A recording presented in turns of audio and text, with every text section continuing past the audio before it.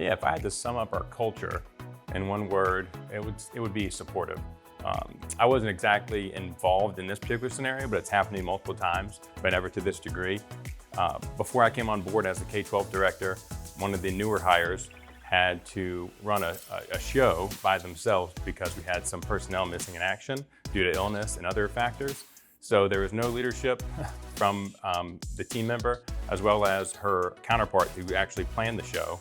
And our president of our organization actually took a flight down to get their hands dirty and make the show go splendidly well and help out the new hire, of course. But I don't think there's another organization out there would have every department and every senior leadership position go to the extent to get their hands dirty at last minute to help a new hire.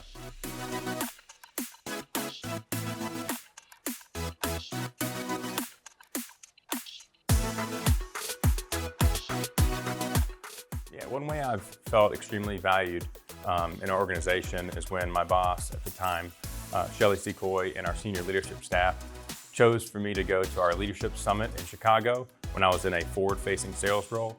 That was extremely important for me at the time because it gave me a viewpoint into what the senior leadership staff in our organization and corporate had in plan for the next few years. And I thought that was a summit that was meant just for the senior leaders. So it gave me the opportunity to give my feedback at some of our breakout sessions. And because of this, I was able to feel extremely valued and able to support the organization as best I could.